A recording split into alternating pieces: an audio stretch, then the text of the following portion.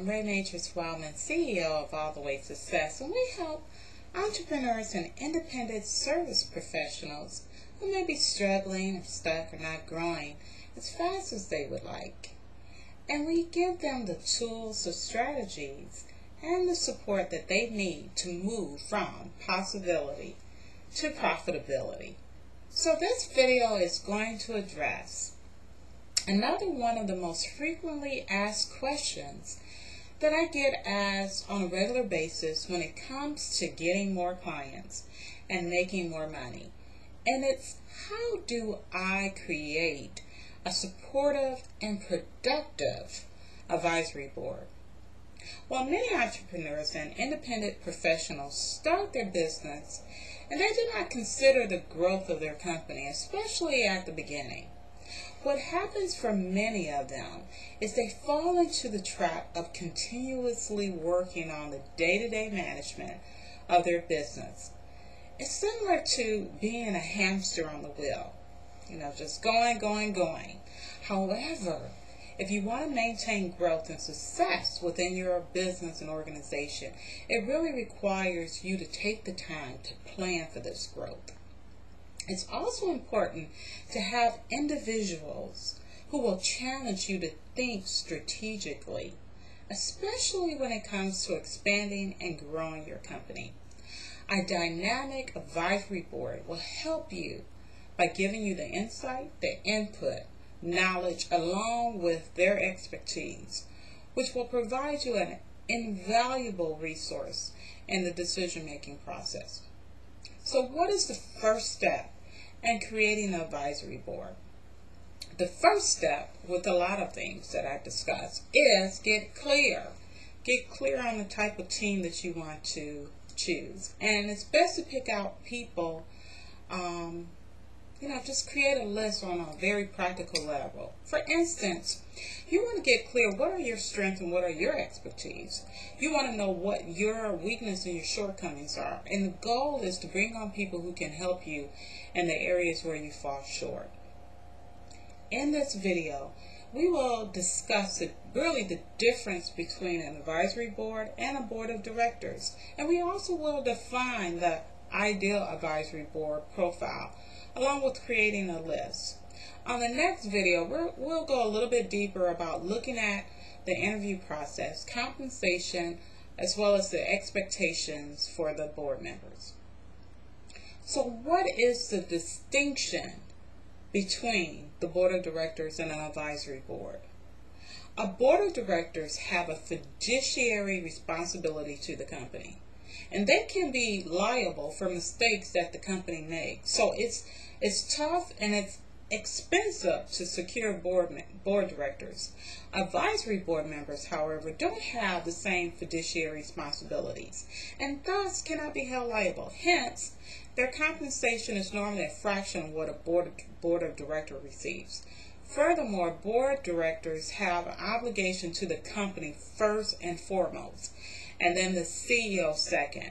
And it's the opposite with the advisory. The CEO comes first. Don't get me wrong, a good advisor is still going to look out for the company, but their aim is to steer the CEO in the right direction to best care for the company.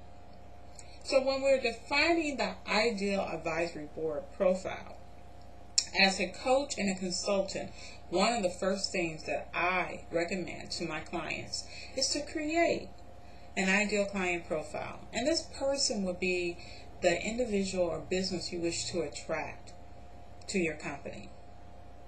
Well, guess what?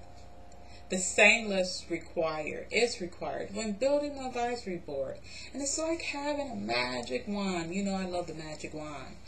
What are the characteristics, the qualities, the traits, the expertise, the connections, and knowledge that you wish to attract in an advisory board member? And I would encourage you to look for people in various fields. Don't focus on your industry specifically.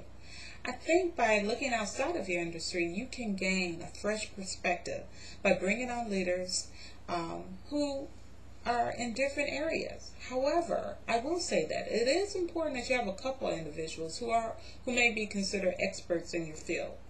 And I would recommend that you seek out professionals in areas such as law, accounting, management, and marketing.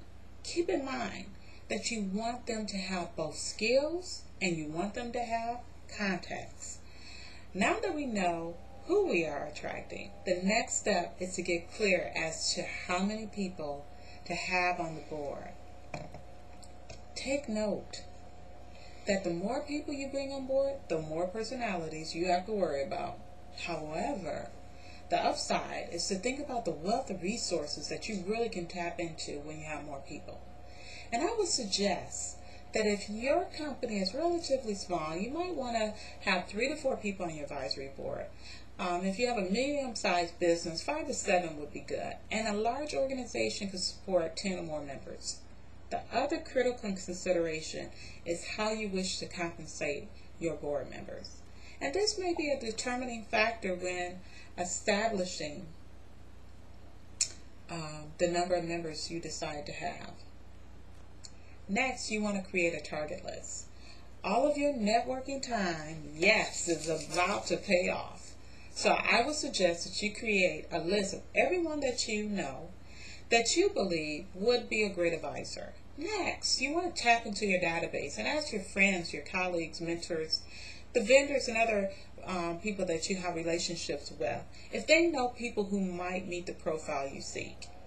And if they know of a perfect fit, I would encourage you to ask them for an introduction to that individual. If you are targeting someone who you may be considered a cold call, I would recommend that you learn as much as possible about this individual. What are their likes? What are their dislikes? What are they passionate about?